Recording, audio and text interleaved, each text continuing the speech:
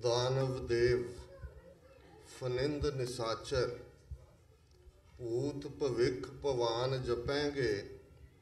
जीव जितै जल में थल में पल ही पल में सब थाप थपेंगे।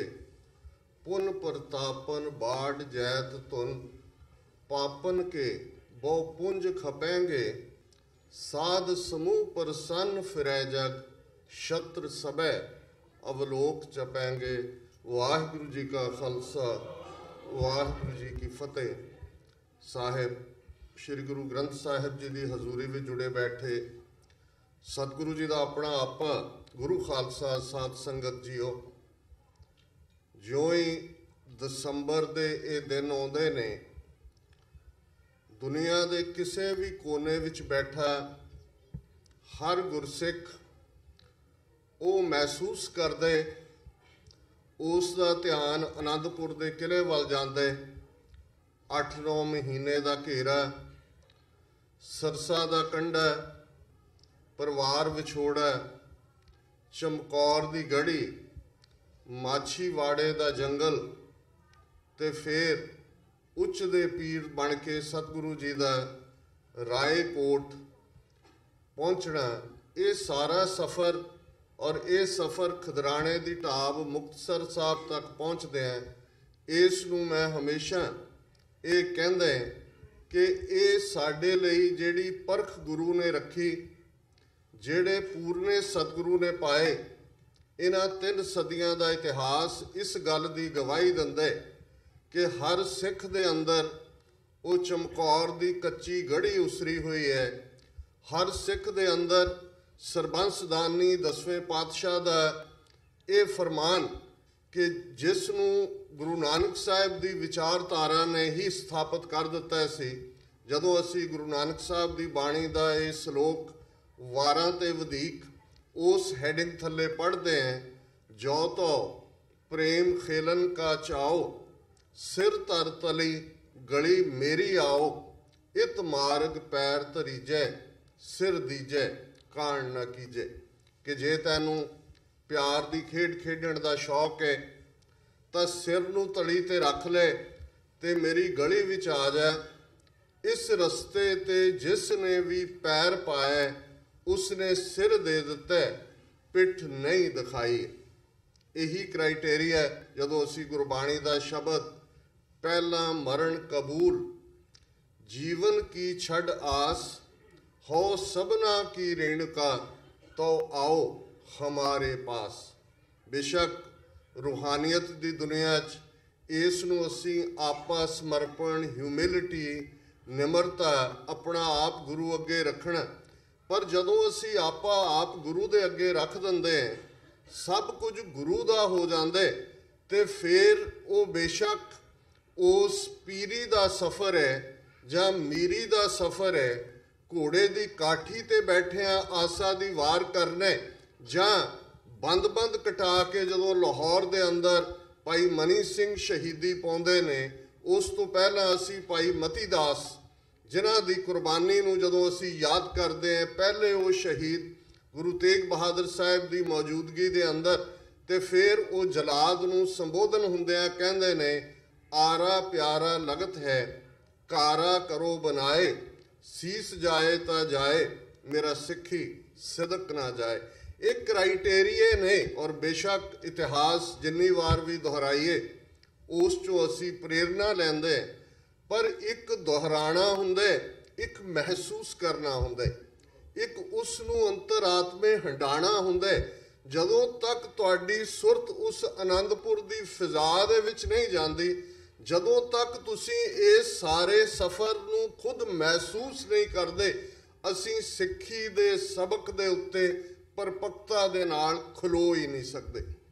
असीं न्यूयॉर्क शहर दे विच जिहड़ा दुनिया की कमर्शियल कैपिटल है उस दे विच रहिंदे, तुसीं वॉल स्ट्रीट जिहड़ी दुनिया की इकोनमी नूं कंट्रोल करते हैं, बिलियनियर वड्डे वड्डे यहूदी जिहड़े अपने ट्रैडिशनल पहरावे दे विच यामूका और उन्हां दा पहरन जिहड़ा उस दे विच रहिंदे ने, कदे जदों उन्हां दे दिन पास ओवर दे आउंदे ने, जिहड़े साडे वीर टैक्सी चलाउंदे ने, ਉਹ ਉਹਨਾਂ ਦਿਨਾਂ 'ਚ ਜਾਣਦੇ ਨੇ ਕਿ ਕਾਰੋਬਾਰ ਖਤਮ ਹੋ ਜਾਂਦੇ।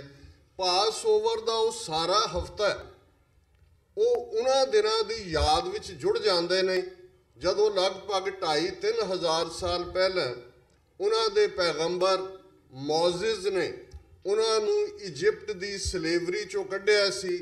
ਕਿਵੇਂ ਉਹ ਬੀਆਬਾਨ ਦੇ ਵਿੱਚ, ਕਿਵੇਂ ਉਹ ਡੈਜ਼ਰਟ ਦੇ ਵਿੱਚ ਰੁਲੇ ਸਨ, ਕਿਵੇਂ ਉਹਨਾਂ ਦੇ ਕੋਲ ਖਾਣ ਲਈ ਕੁਛ ਨਹੀਂ ਸੀ, ਔਰ ਉਸ ਦੌਰ ਦੇ ਵਿੱਚ ਕਿਵੇਂ ਉਹ ਸਰਵਾਈਵ ਕਰਕੇ ਫਿਰ ਉਸ ਲੈਵਲ ਤੱਕ ਪਹੁੰਚੇ ਕਿ ਅੱਜ ਉਹਨਾਂ ਦਾ ਆਪਣਾ ਮੁਲਕ ਇਜ਼ਰਾਈਲ ਹੈ। ਬੇਸ਼ੱਕ ਉਹਨਾਂ ਦੀ ਗਿਣਤੀ ਸਾਡੇ ਤੋਂ ਅੱਧੀ ਹੈ, ਅਸੀਂ 30 ਮਿਲੀਅਨ ਹੈ, 3 ਕਰੋੜ ਹੈ, ਉਹ 15 ਮਿਲੀਅਨ ਨੇ। ਤੇ ਜਿਹੜਾ ਇਜ਼ਰਾਈਲ ਮੁਲਕ ਹੈ ਉਹ ਸਾਡੇ 2 ਜ਼ਿਲ੍ਹੇ ਅੰਮ੍ਰਿਤਸਰ ਤੇ ਗੁਰਦਾਸਪੁਰ ਨਾਲੋਂ ਵੀ, ਹੁਣ ਤਾਂ ਇਹ ਵੀ ਜ਼ਿਲ੍ਹੇ ਛੋਟੇ ਕਰ ਦਿੱਤੇ, ਛੋਟੇ ਲਗਭਗ 7-8 ਹਜ਼ਾਰ ਸਕੁਅਰ ਮਾਈਲ ਦੀ ਟੈਰੀਟਰੀ। ਨਾ ਉਹਨਾਂ ਦੇ ਕੋਲ ਤੇਲ ਹੈ ਉਸ ਮੁਲਕ ਦੇ ਵਿੱਚ, ਨਾ ਉਹਨਾਂ ਦੇ ਕੋਲ ਪਾਣੀ ਹੈ, ਪਰ ਇਸ ਦੇ ਬਾਵਜੂਦ ਇਹ ਜਿਹੜਾ ਸਾਰਾ ਸਫ਼ਰ 3000 ਸਾਲ ਦਾ ਉਹਨਾਂ ਨੇ ਤੈਅ ਕੀਤਾ, ਇਸ ਪਾਸ ਓਵਰ ਦੇ ਹਫ਼ਤੇ ਦੇ ਅੰਦਰ ਇਹ ਬਿਲੀਅਨਰ ਵੀ ਜ਼ਮੀਨ ਤੇ ਸੌਂਦੇ ਨੇ, ਆਲੂ ਉਬਾਲ ਕੇ ਖਾਂਦੇ ਨੇ, ਕੋਰਸ ਬ੍ਰੈਡ, ਤੇ ਸਾਰੀ ਰਾਤ ਤੇ ਅਗਲੇ ਦਿਨ ਆਪਣੇ ਬੱਚੇ ਬੱਚੀਆਂ ਨੂੰ ਇਹ ਕਹਾਣੀ ਸੁਣਾਉਂਦੇ ਨੇ ਕਿ ਜੋ ਕੁਝ ਤੁਸੀਂ ਅੱਜ ਹੋ ਇਹ ਉਹਦੀ ਬਦੌਲਤ ਹੋ ਕਿ ਕਦੇ ਤੁਹਾਡੇ ਵਡੇਰੇ ਕਿਵੇਂ ਸਿਨਾਈ ਦੇ ਡੈਜ਼ਰਟ ਦੇ ਵਿੱਚ ਕਿਵੇਂ ਉਸ ਥਾਂ ਦੇ ਉੱਤੇ ਰੁਲੇ ਸਨ, ਕਿਵੇਂ ਉਹਨਾਂ ਕੋਲ ਖਾਣ ਲਈ ਕੁਛ ਨਹੀਂ ਸੀ। ਤੇ ਇਹ ਉਹ ਪੀਰੀਅਡ ਸੀ ਲਗਭਗ 2-3 ਹਜ਼ਾਰ ਸਾਲ ਦਾ ਜਦੋਂ ਹਰ ਯਹੂਦੀ ਮਾਂ, ਔਰ ਇਹ ਸਾਰੇ ਮਿਡਲ ਈਸਟ 'ਚੋਂ ਕੱਢੇ ਗਏ, ਯੂਰਪ ਦੇ ਅੰਦਰ ਬਹੁਤ ਵੱਡੀ ਨਫ਼ਰਤ ਸੀ। ਸਿਰਫ ਇਹੀ ਨਹੀਂ ਕਿ ਨਾਜ਼ੀ ਜਰਮਨੀ ਦੇ ਵਿੱਚ ਜਾਂ ਸੈਕੰਡ ਵਰਲਡ ਵਾਰ ਦੇ ਦੌਰਾਨ 6 ਮਿਲੀਅਨ ਯਹੂਦੀ ਮਾਰੇ ਗਏ, ਇਹਨਾਂ ਦਾ ਸਾਰਾ ਇਤਿਹਾਸ ਹੀ ਲਗਭਗ 3000 ਸਾਲ ਦਾ ਪਰਸੀਕਿਊਸ਼ਨ ਦਾ ਇਤਿਹਾਸ ਹੈ। ਲੇਕਿਨ ਇਸ ਸਾਰੇ ਸਮੇਂ 'ਚ ਹਰ ਯਹੂਦੀ ਮਾਂ ਸੌਣ ਲੱਗੇ ਆਪਣੇ ਪੁੱਤਰ, ਆਪਣੇ ਪੁੱਤਰੀ ਦੇ ਕੰਨਾਂ ਵਿੱਚ ਕਹਿੰਦੀ ਸੀ ਕਿ ਬੇਟਾ, ਬੇਟੀ, ਜਦੋਂ ਤੂੰ ਸਵੇਰੇ ਉੱਠੇਗਾ ਜਾਂ ਸਵੇਰੇ ਉੱਠੇਗੀ ਤੇ ਸਾਡਾ ਵੀ ਰਾਜ ਹੋਵੇਗਾ। ਇਹ ਫੇਥ ਸੀ ਜਿਹਨੇ ਅਲਟੀਮੇਟਲੀ ਇਸ ਲੈਵਲ ਤੱਕ ਪਹੁੰਚਾਇਆ। ਜਦੋਂ ਵੀ ਕੋਈ ਯਹੂਦੀ ਜੋੜਾ ਵਿਆਹ ਦੀਆਂ ਰਸਮਾਂ ਦੇ ਲਈ ਬੈਠਦਾ ਸੀ ਹਿਬਰੀਓ ਜ਼ਬਾਨ ਦੇ ਵਿੱਚ, ਉਹ ਇਹ ਦੁਹਰਾਉਂਦੇ ਸਨ ਕਿ ਐ ਫਲਸਤੀਨ, ਫਲਾਂ ਫੁਲਾਂ ਦੇ ਦੇਸ਼, ਮੈਂ ਤੈਨੂੰ ਭੁੱਲਿਆ ਨਹੀਂ। ਤੇ ਜਦੋਂ ਵੀ 2 ਯਹੂਦੀ ਮਿਲ ਕੇ ਆਪਸ ਵਿੱਚ ਵਿਛੜਦੇ ਸਨ, ਇਹਨਾਂ ਦੀ ਗ੍ਰੀਟਿੰਗ ਸੀ ਨੈਕਸਟ ਈਅਰ ਇਨ ਜੈਰੂਸ਼ਲਮ, ਕਿ ਅਗਲੇ ਸਾਲ ਅਸੀਂ ਜੈਰੂਸ਼ਲਮ 'ਚ ਮਿਲਾਂਗੇ।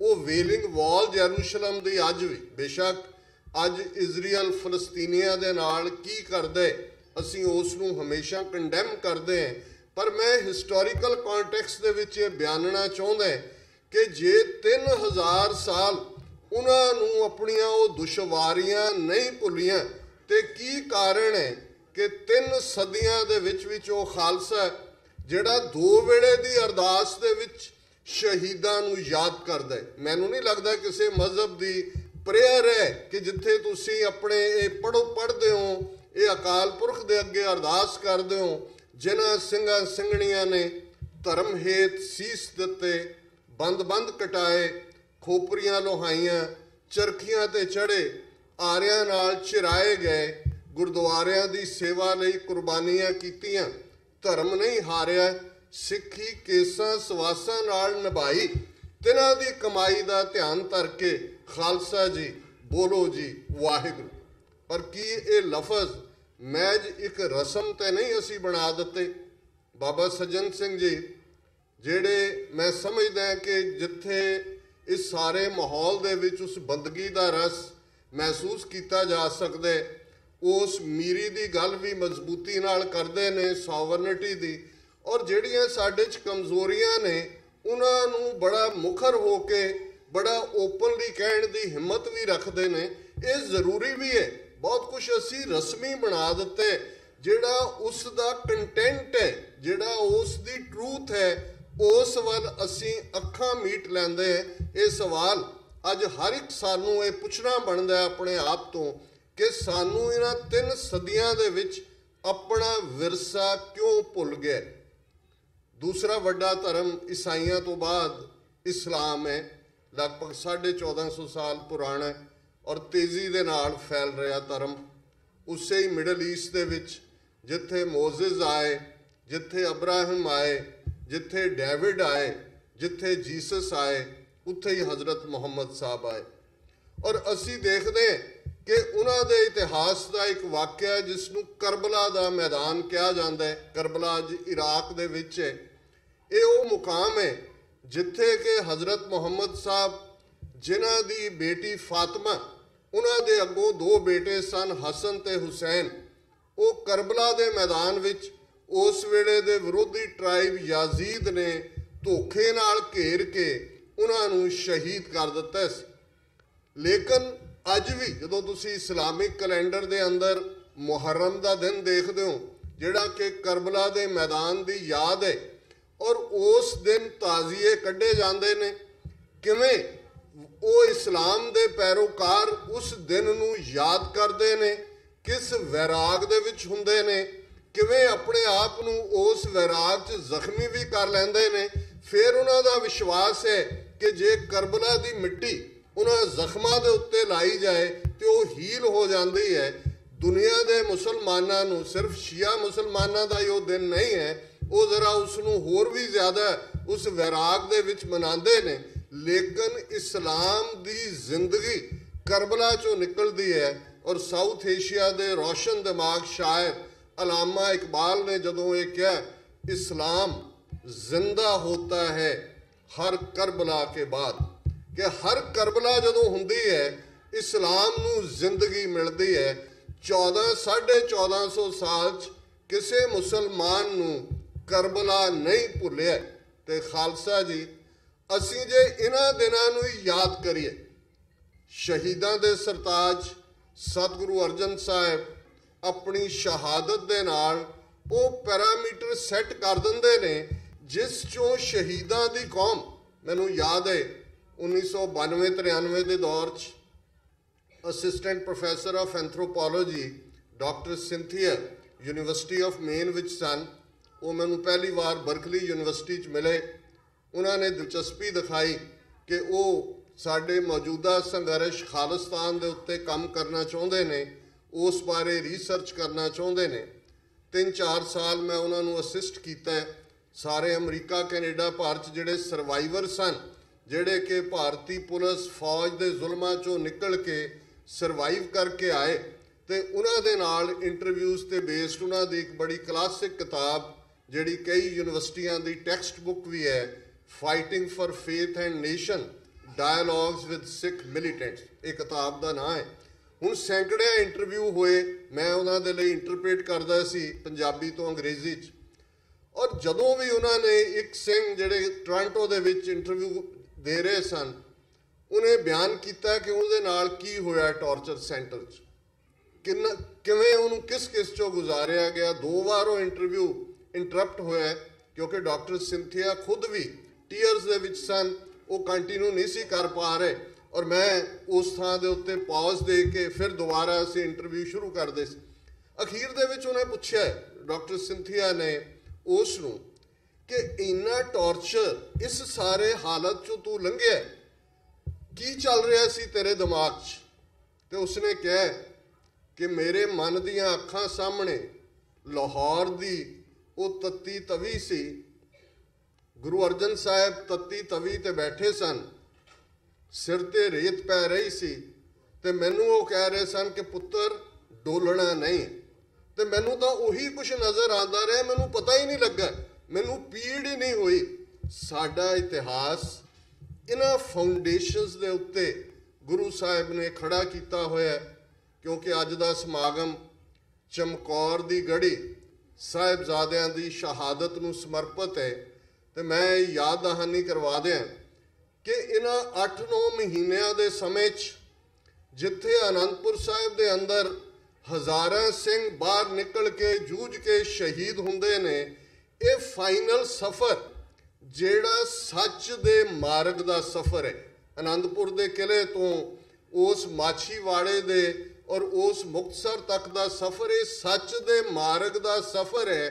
500 ਦੇ ਕਰੀਬ ਸਿੰਘਾਂ ਦੇ ਨਾਲ ਗੁਰੂ ਸਾਹਿਬ ਉਸ ਕਿਲੇ 'ਚੋਂ ਨਿਕਲਦੇ ਨੇ। ਤੁਸੀਂ ਇਤਿਹਾਸ ਤੋਂ ਵਾਕਫ ਹੋ। ਔਰ ਜ਼ਫਰਨਾਮਾ ਪਾਤਸ਼ਾਹੀ 10ਵੀਂ ਉਹਨਾਂ ਕੀਤੇ ਕੌਲ ਕਰਾਰਾਂ ਨੂੰ ਭੁਲਾਉਣ ਦੀ ਗੱਲ ਮੈਂਸ਼ਨ ਕਰਦਾ ਹੈ। ਉਹ ਬੇਸ਼ੱਕ 22 ਧਾਰ ਦੇ ਪਹਾੜੀ ਰਾਜਿਆਂ ਵੱਲੋਂ ਗੀਤਾ ਰੱਖ ਕੇ ਔਰ ਗਊ ਬਣਾ ਕੇ ਆਟੇ ਦੀ ਉਹਨਾਂ ਦੇ ਭੇਜੇ ਪੰਡਤ ਹੋਣ ਜਾਂ ਕਾਜ਼ੀ ਹੋਏ ਔਰੰਗਜ਼ੇਬ ਵੱਲੋਂ, ਲੇਕਿਨ ਇੱਕ ਗੱਲ ਸਪਸ਼ਟ ਹੈ ਕਿ ਇਸ ਸਫ਼ਰ ਨੇ ਉਹ ਫਾਊਂਡੇਸ਼ਨਸ ਲੇ ਕਰ ਦਿੱਤੀਆਂ ਫਿਊਚਰ ਦੀਆਂ ਜਨਰੇਸ਼ਨਸ ਦੇ ਲਈ। ਜਿਵੇਂ ਭਾਈ ਸਾਹਿਬ ਪਹਿਲਾਂ ਬਿਆਨ ਕਰ ਰਹੇ ਸਨ ਕਿ ਜਦੋਂ ਭਾਈ ਸੁਬੇਗ ਸਿੰਘ ਨੂੰ ਕਾਜ਼ੀ ਨੇ ਕਿਹਾ, ਜਿਹਨੇ ਮੌਤ ਦਾ ਫਤਵਾ ਦਿੱਤਾ ਹੈ, ਕਿ ਤੁਹਾਡਾ ਇੱਕੋ ਇੱਕ ਲੜਕਾ ਹੈ ਸ਼ਾਹਬਾਜ਼ ਸਿੰਘ, ਤੁਸੀਂ ਤਾਂ ਆਪਣਾ ਮਜ਼ਹਬ ਨਹੀਂ ਤਬਦੀਲ ਕਰਨਾ, ਇਹਨੂੰ ਹੀ ਕਹੋ ਕਿ ਇਹ ਮਜ਼ਹਬ ਬਦਲ ਲੈ, ਘੱਟੋ ਘੱਟ ਤੁਹਾਡੀ ਜੜ ਤਾਂ ਰਹੇਗੀ। ਤੇ ਜਿਹੜਾ ਜਵਾਬ ਭਾਈ ਸੁਬੇਗ ਸਿੰਘ ਨੇ ਦਿੱਤਾ ਉਹ ਸਾਡੇ ਇਤਿਹਾਸ ਦੇ ਪੰਨਿਆਂ ਵਿੱਚ ਦਰਜ ਹੈ। ਭਾਈ ਸਾਹਿਬ ਨੇ ਫਰਮਾਇਆ, ਹਮ ਕਾਰਨ ਗੁਰਕੁਲੇ ਗਵਾਈ, ਹਮ ਕੁਲ ਰਾਖੇ ਕਵਨ ਵਡਾਈ, ਕਿ ਸਾਡੀ ਖਾਤਰ ਗੁਰੂ ਨੇ ਸਰਬੰਸ ਕੁਰਬਾਨ ਕੀਤਾ। ਇਨ ਪੁੱਤਰਨ ਕੇ ਸੀਸ ਪਰ ਵਾਰ ਦਿਏ ਸੁਤ ਚਾਰ, ਚਾਰ ਮੁਏ ਤੋਂ ਕਿਆ ਹੁਆ ਜੀਵਤ ਕਈ ਹਜ਼ਾਰ, ਕਿ ਸਾਡੇ ਕਾਰਨ ਗੁਰੂ ਨੇ ਆਪਣਾ ਸਰਬੰਸ ਕੁਰਬਾਨ ਕੀਤਾ। ਤੇ ਜੇ ਅੱਜ ਸਿੱਖੀ ਦੀ ਪਰਖ ਹੈ ਤੇ ਫਿਰ ਇਹ ਸਿੱਖੀ ਨੂੰ ਦਾਗ ਨਹੀਂ ਲੱਗੇਗਾ। ਤੇ ਫਿਰ ਅਸੀਂ ਜਦੋਂ ਚਰਖੜੀਆਂ ਤੇ ਚੜ੍ਹ ਕੇ ਸ਼ਹੀਦ ਕਰਨ ਦੀ ਗੱਲ ਕਹਿੰਦੇ ਹਾਂ ਤੇ ਸਾਡੀ ਇਤਿਹਾਸ ਦੀ ਇਹ ਦੁਹਰਾਈ ਸਾਡੀ ਅਰਦਾਸ ਦੇ ਵਿੱਚ ਸਾਡੀਆਂ ਅੱਖਾਂ ਸਾਹਮਣੇ ਉਹ ਚਰਖੀਆਂ ਤੇ ਚੜ੍ਹੇ ਭਾਈ ਸੁਬੇਗ ਸਿੰਘ ਸ਼ਾਹਬਾਜ਼ ਸਿੰਘ ਨੂੰ ਕਿਉਂ ਨਹੀਂ ਲਿਆਂਦੀ? ਕਿਉਂ ਸਾਡਾ ਸਿਦਕ ਅੱਜ ਇੰਨਾ ਕੱਚਾ ਹੋ ਗਿਆ? ਕੋਈ ਮੰਤਰੀ ਮੰਤਰ ਪੜ੍ਹਨ ਵਾਲਾ ਆ ਜਾਏ, ਕੋਈ ਜੰਤਰ ਵਾਲਾ ਆ ਜਾਏ, ਕੋਈ ਤੰਤਰ ਵਾਲਾ ਆ ਜਾਏ, ਅਖਬਾਰਾਂ ਚੁੱਕ ਕੇ ਸਾਰੀਆਂ ਦੇਖ ਲਓ, 90% ਐਡਾਂ ਇਹਨਾਂ ਦੀਆਂ ਨੇ। ਟੀਵੀ ਚੈਨਲ ਕੋਈ ਪੰਜਾਬੀ ਪੈਕ ਥੱਲੇ 5-5 6-6 ਤੁਰੇ ਹੋਏ ਨੇ, ਸਾਰਾ ਦਿਨ ਉਹ ਝੂਠੇ ਬਾਬੇ ਔਰ ਜੋਤਸ਼ੀ ਔਰ ਉਹ ਫਰਾਡ ਬਿਠਾਇਆ ਹੁੰਦਾ, ਔਰ 90% ਕਲਾਇੰਟੇਲ ਜਿਹੜੀ ਉਹਨਾਂ ਦੀ ਉਹ ਸਿੱਖ ਹੈ। ਅਸੀਂ ਜਦੋਂ 6 ਸਾਲ ਪਹਿਲਾਂ ਇਹ ਫੈਸਲਾ ਕੀਤਾ ਕਿ ਅਸੀਂ TV 84 ਇੱਕ ਪੰਥਕ ਮੀਡੀਆ ਐਸਟੈਬਲਿਸ਼ ਕਰਨਾ, ਤੇ ਪਹਿਲੀ ਪਾਲਿਸੀ ਸੀ ਕਿ ਕੋਈ ਮੰਤਰੀ ਜੰਤਰੀ ਤੰਤਰੀ ਇਹਨਾਂ ਨੂੰ ਨੇੜੇ ਨਹੀਂ ਲੱਗਣ ਦੇਣਾ ਹੈ, ਕਿਉਂਕਿ ਇਹਨਾਂ ਨੇ ਜਿੰਨਾ ਨੁਕਸਾਨ ਪੰਥ ਦਾ ਕੀਤਾ ਔਰ ਕਰ ਰਹੇ ਨੇ ਲਗਾਤਾਰਤਾ ਦੇ ਨਾਲ, ਉਨਾ ਕਿਸੇ ਹੋਰ ਲੈਵਲ ਤੋਂ ਨਹੀਂ ਹੈ। ਸਾਡਾ ਕਿੱਥੇ ਹੈ ਵਿਸ਼ਵਾਸ? ਕਿੱਥੇ ਹੈ ਸਾਡਾ ਸਿਦਕ? ਸਾਡੇ ਕੋਲ ਦੁਨੀਆ ਭਰ ਦੇ ਖਜ਼ਾਨਿਆਂ 'ਚ ਜਿਹਦਾ ਕੋਈ ਮੁਕਾਬਲਾ ਨਹੀਂ ਹੈ। ਜਿੱਥੇ ਅਸੀਂ ਗੁਰੂ ਨਾਨਕ ਸਾਹਿਬ ਨੂੰ ਜਗਤ ਗੁਰੂ ਭਾਈ ਗੁਰਦਾਸ ਜੀ ਫਰਮਾਉਂਦੇ ਨੇ, ਗੁਰੂ ਗ੍ਰੰਥ ਸਾਹਿਬ ਹਿਊਮਨ ਕਾਈਂਡ ਦੇ ਗ੍ਰੰਥ ਨੇ, ਹਿਊਮਨ ਕਾਈਂਡ ਦੇ ਗੁਰੂ ਨੇ, ਸਾਡੇ ਤਾਂ ਜਾਗਤ ਜੋਤ ਗੁਰੂ ਹੈ ਹੀ ਨੇ। ਤੇ ਗੁਰੂ ਗ੍ਰੰਥ ਸਾਹਿਬ ਦਾ ਆਸਰਾ ਪਰਨਾ ਛੱਡ ਕੇ ਅੱਜ ਗੁਰੂ ਨਾਨਕ ਦਾ ਸਿੱਖ ਇੱਧਰ ਉੱਧਰ ਟੱਕਰਾਂ ਮਾਰਦਾ ਹੋਏ, ਤੇ ਫਿਰ ਅਸੀਂ ਕਿਵੇਂ ਜਵਾਬਦੇਹ ਹੋਵਾਂਗੇ ਜਦੋਂ ਗੁਰੂ ਦੇ ਸਨਮੁਖ ਜਾ ਕੇ ਸਾਡਾ ਵੀ ਹਿਸਾਬ ਕਿਤਾਬ ਲੇਖਾ ਜੋਖਾ ਹੋਏ। ਔਰ ਜਦੋਂ ਅਸੀਂ ਖਾਲਸਾ ਪੰਥ ਦੀ ਗੱਲ ਕਰਦੇ, ਇਹ ਵਾਕਿਆ ਤਾਂ ਅਕਸਰ ਦੁਹਰਾਇਆ ਜਾਂਦਾ ਕਿ ਕਿਵੇਂ 10ਵੇਂ ਪਾਤਸ਼ਾਹ ਨੇ 5 ਪਿਆਰਿਆਂ ਦੇ ਸਨਮੁਖ ਆਪ ਅਰਜ਼ੋਈ ਕਰਕੇ ਅੰਮ੍ਰਿਤ ਦੀ ਦਾਤ ਲਈ। ਇਹ ਜ਼ਾਹਰ ਸੀ ਕਿ ਕਲੈਕਟਿਵ ਲੀਡਰਸ਼ਿਪ ਦੀ ਗੱਲ ਅੱਜ ਵੀ ਬਹੁਤ ਵਾਰ ਅਸੀਂ ਜਦੋਂ ਦੇਖਦੇ ਹਾਂ ਕਿ ਕਿਵੇਂ ਸਿਆਸੀ ਤੌਰ ਤੇ ਇੱਕ ਤੋਂ ਬਾਅਦ ਇੱਕ ਅਸੀਂ ਧੋਖਾ ਖਾਂਦੇ ਹਾਂ, ਕਿਵੇਂ ਅਸੀਂ ਇੱਕ ਤੋਂ ਬਾਅਦ ਇੱਕ ਕਮਜ਼ੋਰੀ ਦਾ ਸ਼ਿਕਾਰ ਹੋ ਰਹੇ ਹਾਂ, ਔਰ ਅਕਸਰ ਇਹ ਕਿਹਾ ਜਾਂਦਾ ਕਿ ਭਾਈ ਸਾਡੇ 'ਚ ਕੋਈ ਲੀਡਰ ਨਹੀਂ ਹੈ। ਜ਼ਾਹਰਾ ਤੌਰ ਦੇ ਉੱਤੇ ਇਹ ਗੱਲ ਗਲਤ ਨਹੀਂ ਹੈ, ਪਰ ਦੇਖਣ ਵਾਲੀ ਗੱਲ ਇਹ ਹੈ ਵੀ ਅਸੀਂ ਕਿੱਥੇ ਉਹ ਚੂਕ ਕੀਤੀ, ਕਿੱਥੇ ਉਹ ਕਮਜ਼ੋਰੀ ਆਈ, ਕਿ ਕਿੱਥੇ ਉਹ ਕਨਸੈਪਟ ਜਿਹੜਾ 5 ਪਿਆਰਿਆਂ ਦੇ ਸਾਹਮਣੇ 10ਵੇਂ ਪਾਤਸ਼ਾਹ ਦੇ, ਤੇ ਫਿਰ ਚਮਕੌਰ ਦੀ ਗੜੀ ਜਿੱਥੇ ਸਾਹਿਬਜ਼ਾਦਾ ਅਜੀਤ ਸਿੰਘ, ਸਾਹਿਬਜ਼ਾਦਾ ਜੁਝਾਰ ਸਿੰਘ, ਉਹਨਾਂ ਦੀ ਬਹਾਦਰੀ ਦੀ ਸਿਖਰ ਹੈ।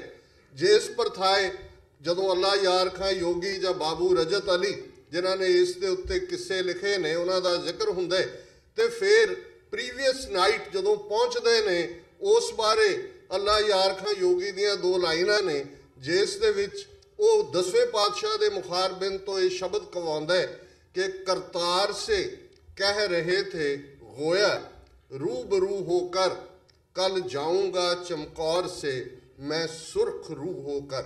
फारसी ਦੇ ਵਿੱਚ रूह ਮੂੰਹ ਨੂੰ ਕਹਿੰਦੇ ਨੇ, ਸੁਰਖ ਲਾਲ ਨੂੰ ਕਹਿੰਦੇ ਨੇ, ਅਸੀਂ ਵੀ ਪੰਜਾਬੀ 'ਚ ਸੁਰਖਰੂ ਲਫ਼ਜ਼ ਵਰਤਦੇ ਕਿ 10ਵੇਂ ਪਾਤਸ਼ਾਹ ਅਕਾਲ ਦੇ ਉਸ ਕਰਤਾਰ ਦੇ ਰੂਬਰੂ ਨੇ, ਸਾਂਗੋ ਪਾਂਗ ਨੇ, ਤੇ ਇਹ ਉਸ ਅਕਾਲ ਪੁਰਖ ਤੋਂ ਵੀ ਮੰਗ ਰਹੇ ਨੇ ਕਿ ਕੱਲ੍ਹ ਦਾ ਦਿਨ ਆਏਗਾ ਜਦੋਂ ਮੇਰੇ ਪੁੱਤਰ ਧਰਮ ਦੀ ਖਾਤਰ ਕੁਰਬਾਨ ਹੋਣਗੇ ਤੇ ਮੈਂ ਉਸ ਲਾਲ ਮੂੰਹ ਦੇ ਨਾਲ, ਸੁਰਖ ਮੂੰਹ ਦੇ ਨਾਲ ਇਸ ਚਮਕੌਰ ਦੀ ਗੜੀ 'ਚੋਂ ਜਾਵਾਂਗਾ। ਤੇ ਜੇ 10ਵੇਂ ਪਾਤਸ਼ਾਹ ਨੇ ਇਹ ਕ੍ਰਾਈਟੇਰੀਆ ਰੱਖ ਦਿੱਤਾ ਕਿ ਭਾਈ ਤਿਆਗ ਜਿਹੜੇ, ਕਿਸੇ ਨੂੰ ਤਿਆਗ ਕਰਨ ਤੋਂ ਪਹਿਲਾਂ, ਕਹਿਣ ਤੋਂ ਪਹਿਲਾਂ ਕਿ ਜੀ ਆਹ ਛੱਡੋ, ਪਹਿਲਾਂ ਅਸੀਂ ਆਪਣਾ ਆਪ ਦੇਖੀਏ ਕਿ ਅਸੀਂ ਕੀ ਛੱਡਣ ਨੂੰ ਤਿਆਰ ਹੈ। ਅੱਜ ਸਾਡੇ ਬਹੁਤ ਸਾਰੇ ਝਗੜੇ ਬਹੁਤ ਸਾਰੀਆਂ ਥਾਵਾਂ ਤੇ, ਇਹਦੇ 'ਚ ਕੋਈ ਸ਼ੱਕ ਨਹੀਂ ਹੈ, ਹਕੂਮਤਾਂ ਇੰਟਰਫੀਅਰ ਕਰਦੀਆਂ ਨੇ, ਅੱਜ ਵੀ ਕਰਦੀਆਂ, ਗੁਰਦੁਆਰਿਆਂ 'ਚ ਵੀ ਕਰਦੀਆਂ, ਪਲਾਂਟ ਵੀ ਕਰਦੀਆਂ ਆਪਣੇ ਬੰਦੇ। ਇਹ ਕੋਈ ਨਵੀਂ ਗੱਲ ਨਹੀਂ ਹੈ। ਦੁਸ਼ਮਣ ਬਾਤ ਕਰੇ ਅਨਹੋਣੀ, ਉਹ ਹਮੇਸ਼ਾ ਹੀ ਕਰਦੇ ਨੇ। ਬੀਤੇ ਸਮੇਂ 'ਚ ਵੀ ਆ ਮੀਣੇ ਮਸੰਦ, ਧੀਰ ਮਲੀਏ, ਰਾਮ ਰਾਈਏ, ਇਹ ਕਿਹਨਾਂ ਨੇ ਖੜੇ ਕੀਤੇ ਹੋਏ ਸੀ। ਲੇਕਿਨ ਜਦੋਂ ਕੌਮਾਂ ਇਸ ਸਰਵਾਈਵਲ ਦੀ ਲੜਾਈ 'ਚ ਹੁੰਦੀਆਂ ਕਿ ਬੀ ਔਰ ਨਾਟ ਟੂ ਬੀ, ਜਿਵੇਂ ਸ਼ੇਕਸਪੀਅਰ ਨੇ ਕਿਹਾ ਵੀ ਅਸੀਂ ਐਗਜ਼ਿਸਟ ਕਰਨਾ ਹੈ ਕਿ ਨਹੀਂ ਕਰਨਾ। ਅੱਜ ਸਾਡਾ ਹਾਲ ਭਾਰਤ ਦੇ ਨਕਸ਼ੇ 'ਚ ਕੈਦ 70 ਸਾਲ 'ਚ ਇਨ ਜਨਰਲ ਔਰ 34 ਸਾਲ 'ਚ ਇਨ ਪਰਟੀਕੂਲਰ ਜੋ ਹੋਇਆ ਅੱਜ ਤਾਂ ਸਾਡੇ ਸਾਹਮਣੇ ਹੈ ਵੀ ਅਸੀਂ ਸਰਵਾਈਵ ਕਿਵੇਂ ਕਰਨਾ, ਸਿੱਖੀ ਨੂੰ ਕਿਵੇਂ ਅਸੀਂ ਸੇਫਲੀ ਆਪਣੀਆਂ ਅਗਲੀਆਂ ਜਨਰੇਸ਼ਨਸ ਨੂੰ ਦੇਣਾ, ਤੇ ਅਸੀਂ ਝਗੜੇ ਕਿਹੜੇ ਖੜੇ ਕੀਤੇ ਹੋਏ ਨੇ ਕਿਹਨਾਂ ਮੁੱਦਿਆਂ ਦੇ ਉੱਤੇ। ਆ ਸੋਸ਼ਲ ਮੀਡੀਆ ਜਿਸ ਨੂੰ ਮੈਂ ਹਮੇਸ਼ਾ ਜਿਹੜਾ ਉਹ ਸੋਸ਼ਲ ਮੀਡੀਆ ਕਹਿੰਦੇ, ਸਾਰੀ ਤਾਕਤ ਇਸ ਦੇ ਉੱਤੇ ਫੋਕਸ ਕੀਤੀ ਹੁੰਦੀ ਹੈ। ਜਿਹੜਾ ਗਰਾਊਂਡ 'ਤੇ ਕੰਮ ਹੋਣ ਵਾਲਾ, ਅੱਜ ਅਸੀਂ ਸਾਡੇ ਘਰਾਂ 'ਚ ਕੀ ਚੱਲ ਰਿਹਾ ਹੈ, ਕਿਸ ਲੈਵਲ ਦੀ ਡੀਜਨਰੇਸ਼ਨ ਹੈ, ਮੈਂ ਉਸ ਨੂੰ ਮੈਂਸ਼ਨ ਨਹੀਂ ਕਰਾਂਗਾ। ਅਸੀਂ ਸਾਰੇ ਜਾਣਦੇ ਕਿ ਕਿੰਨਾ ਔਖਾ ਹੋ ਰਿਹਾ ਹੈ ਇਸ ਸਾਰੇ ਨੂੰ ਈਵਨ ਸਰਵਾਈਵ ਕਰਵਾਉਣਾ। ਔਰ ਇੱਕ ਵਾਕਿਆ ਹੈ ਕਿ ਭਾਈ ਜੋਤ ਸਿੰਘ ਖਾਲਸਾ ਕਾਲਜ ਅੰਮ੍ਰਿਤਸਰ ਦੇ ਵੀ ਪ੍ਰੋਫੈਸਰ ਹੈ, ਬਾਅਦ ਪੰਜਾਬੀ ਯੂਨੀਵਰਸਿਟੀ ਪਟਿਆਲੇ ਦੇ ਪ੍ਰਿੰਸੀਪਲ ਲੱਗੇ, ਔਰ ਉਹਨਾਂ ਦੇ ਕੋਲ ਇੱਕ ਪ੍ਰੋਫੈਸਰਾਂ ਦਾ ਡੈਲੀਗੇਸ਼ਨ ਆਇਆ ਮਿਲਣ ਦੇ ਲਈ, ਗੱਲਬਾਤ ਕਰ ਰਹੇ ਸੀ ਕਿ ਜੀ ਬੱਚਿਆਂ ਨੂੰ ਧਰਮ ਦੀ ਵਿੱਦਿਆ ਜਿਹੜੀ ਹੈ ਕਿਸ ਉਮਰ ਤੋਂ ਸ਼ੁਰੂ ਕੀਤੀ ਜਾਏ, ਕਿਹੜੀ ਉਮਰ ਜਿਹੜੀ ਆ ਉਹ ਹੈ। ਤੇ ਉਹਨਾਂ ਕਿਹਾ ਕਿ ਬੱਚੇ ਦੇ ਜਨਮ ਤੋਂ 25 ਸਾਲ ਪਹਿਲਾਂ। ਸੋ ਜ਼ਾਹਰ ਹੈ ਮਾਪਿਓ ਕਿ ਜਿਨ੍ਹਾਂ ਘਰਾਂ ਦੇ ਅੰਦਰ ਗੁਰਸਿੱਖੀ ਦੀ ਗੱਲ ਹੈ, ਮਾਪਿਓ ਧਰਮੀ ਨੇ, ਮਾਂ ਜਪਜੀ ਦੀਆਂ ਪੌੜੀਆਂ ਪੜ੍ਹਦਿਆਂ, ਆਟਾ ਗੁੰਨਦਿਆਂ, ਆਟਾ ਗੁੰਨ ਕੇ ਬੱਚਿਆਂ ਨੂੰ ਪ੍ਰਸ਼ਾਦੇ ਛਕਾ ਕੇ ਸਕੂਲ ਤੋਰਦੀਆਂ ਨੇ, ਜਿਸ ਘਰ ਦੇ ਵਿੱਚ ਸ਼ਾਮ ਨੂੰ ਬਹਿ ਕੇ ਪਰਿਵਾਰ ਰਹਿਰਾਸ ਲਈ ਜੁੜਦੇ, ਜਿਸ ਘਰ ਦੇ ਵਿੱਚ ਕਿਰਤ ਕਮਾਈ ਆਉਂਦੀ ਹੈ, ਕਿਰਤ ਕਮਾਈ। ਅੱਜ ਸਾਡਾ ਬਹੁਤ ਕੁਝ ਉਸ ਦੇ ਨਾਲ ਵੀ ਜੁੜਿਆ ਹੋਇਆ। ਗੁਰੂ ਨਾਨਕ ਸਾਹਿਬ ਨੇ ਤਾਂ ਫਰਮਾਇਆ ਸੀ ਕਿ ਜੇ ਰਤ ਲੱਗੇ ਕੱਪੜੇ ਜਾਮਾ ਹੋਏ ਪਲੀਤ, ਜੋ ਰਤ ਪੀਵੇ ਮਾਨਸਾ ਤਿਨ ਕਿਉਂ ਨਿਰਮਲ ਚੀਤ। ਕਿ ਜੇ ਇੱਕ ਡ੍ਰੌਪ ਬਲੱਡ ਦਾ ਕੱਪੜਿਆਂ ਤੇ ਲੱਗ ਜਾਏ ਤਾਂ ਉਹਨੂੰ ਪੋਲਿਊਟਡ ਕਿਹਾ ਜਾਂਦਾ ਹੈ, ਗੰਦਾ ਕਿਹਾ ਜਾਂਦਾ ਹੈ। ਤੇ ਜਿਹੜੀ ਐਕਸਪਲੋਇਟਡ ਲੇਬਰ ਜੋ ਰਤ ਪੀਵੇ ਮਾਨਸਾ, ਉਸ ਦੇ ਉੱਤੇ ਆਪਣਾ ਰਿਜ਼ਕ ਕਮਾਉਂਦੇ ਨੇ। ਅਸੀਂ ਤਾਂ ਲਫ਼ਜ਼ ਹੀ ਹੱਕ ਹਲਾਲ ਦੀ ਗੱਲ ਕਰਦੇ ਹਾਂ। ਗੁਰੂ ਨਾਨਕ ਸਾਹਿਬ ਦਾ ਫਰਮਾਨ ਹੈ, ਘਾਲ ਖਾਏ ਕਿਛ ਹੱਥੋਂ ਦੇ, ਨਾਨਕ ਰਾਹ ਪਛਾਣੇ ਸੇ। ਕਿ ਰੱਬ ਦਾ ਦਰਵਾਜ਼ਾ ਉਹਦੇ ਲਈ ਖੁੱਲ੍ਹਦਾ ਘਾਲਣਾ ਦੀ ਕਮਾਈ ਕਰਨੀ, ਤੇ ਘਾਲਣਾ ਦੀ ਕਮਾਈ ਕਰਕੇ ਵੀ ਉਸ ਨੂੰ ਲੋੜਵੰਦਾਂ ਦੇ ਨਾਲ ਵੰਡਣਾ। ਦਸਵੰਧ ਦਾ ਕਾਨਸੈਪਟ ਕੋਈ ਛੋਟਾ ਕਾਨਸੈਪਟ ਨਹੀਂ ਸੀ। ਅੱਜ ਕਿੰਨੇ ਕਸੀ ਹੈ ਜਿਹੜੇ ਕਿ ਲਿਟਰਲੀ ਇਹ ਜਿੰਨੀ ਕਮਾਈ ਅਸੀਂ ਕਰਦੇ ਹਾਂ ਕਿ ਇਹ 10ਵਾਂ ਹਿੱਸਾ, ਇਸ ਤੇ ਸਾਡਾ ਕੋਈ ਹੱਕ ਨਹੀਂ ਹੈ। ਇਹ ਗੁਰੂ ਦੇ ਨਾਂ ਤੇ ਹੈ, ਗੁਰੂ ਪੰਥ ਦੇ ਨਾਂ ਤੇ। ਜੇ ਇਸ ਗੱਲ ਨੂੰ ਕੀਤਾ ਹੁੰਦਾ ਤੇ ਫਿਰ ਝੋਲੀਆਂ ਅੱਡ ਕੇ ਮੰਗਣ ਦੀ ਲੋੜ ਨਾ ਹੁੰਦੀ ਕਿ ਜੀ ਆਹ ਪ੍ਰੋਜੈਕਟ ਹੈ, ਸਾਨੂੰ ਆਹ ਕਰੋ। ਫਿਰ ਸਾਡੇ ਸ਼ਹੀਦਾਂ ਦੇ ਬੱਚੇ ਬੱਚੀਆਂ ਪੰਜਾਬ ਦੇ ਵਿੱਚ ਰੁਲ ਨਾ ਰਹੇ ਹੁੰਦੇ ਕਿ ਭਾਈ ਇੰਨੇ ਵੱਡੇ ਪੈਮਾਨੇ ਤੇ ਨਸਲਕੁਸ਼ੀ ਹੋਈ ਹੈ, ਤੇ ਅਸੀਂ ਉਹਨਾਂ ਨੂੰ ਜਿਨ੍ਹਾਂ ਨੇ ਕੌਮ ਲਈ ਸਿਰ ਦਿੱਤੇ ਨੇ, ਉਹਨਾਂ ਦੇ ਅਸੀਂ ਪਰਿਵਾਰਾਂ ਨੂੰ ਵੀ ਨਹੀਂ ਸੰਭਾਲ ਸਕੇ। ਇਹ ਹਕੀਕਤ ਹੈ, ਗਰਾਊਂਡ ਟਰੂਥ ਹੈ। ਚਮਕੌਰ ਦੀ ਗੜੀ ਇਸ ਗੱਲ ਨੂੰ ਵੀ ਯਾਦ ਦਹਾਨੀ ਕਰਵਾਉਂਦੀ ਹੈ। ਅਸੀਂ ਬਹੁਤ ਵਾਰ 1.25 लाख से एक लड़ाऊं तब गोबिंद सिंह नाम कहाऊं, ਇਹ ਲਫ਼ਜ਼ ਦੁਹਰਾਉਂਦੇ। ਚਮਕੌਰ ਦੀ ਗੜੀ ਨੇ ਸਿੱਖ ਕੌਮ ਦਾ ਮੈਥਮੈਟਿਕਸ ਬਦਲ ਦਿੱਤਾ। ਹੁਣ ਹਿਸਾਬ ਦੇ ਵਿੱਚ ਅਸੀਂ ਜਿਹੜਾ ਕਾਊਂਟਿੰਗ ਕਰਦੇ ਪਰਸ਼ੀਅਨ ਸੀ ਉਦੋਂ ਅਵਲ ਦੋਮ ਸੇਮ, ਇਹ ਗਿਣਤੀ ਸੀ। ਅੰਗਰੇਜ਼ੀ ਵਾਲੇ 1 2 3 ਕਹਿੰਦੇ ਨੇ, ਅਸੀਂ 1 2 3 ਕਹਿੰਦੇ। ਚਮਕੌਰ ਦੀ ਗੜੀ ਨੇ ਸਾਡਾ ਮੈਥਮੈਟਿਕਸ ਬਾਕੀਆਂ ਨਾਲੋਂ ਵੱਖਰਾ ਕਰ ਦਿੱਤਾ। ਗਿਣਤੀ ਸਾਡੀ 1.25 ਲੱਖ ਤੋਂ ਸ਼ੁਰੂ ਹੋਈ। ਜਿਹੜਾ 1.25 ਲੱਖ ਦੀ ਗਿਣਤੀ 'ਚ ਹੈ, ਉਸ ਦੇ ਲਈ ਤਾਂ ਫਿਰ ਕਦੇ ਵੀ ਜੇ ਇਕੱਲਾ ਸਿੱਖ ਵੀ ਹੈ ਉਹ ਇਹੀ ਕਹਿੰਦਾ ਸੀ ਕਿ 1.25 ਲੱਖ ਖਾਲਸਾ ਆ ਗਿਆ।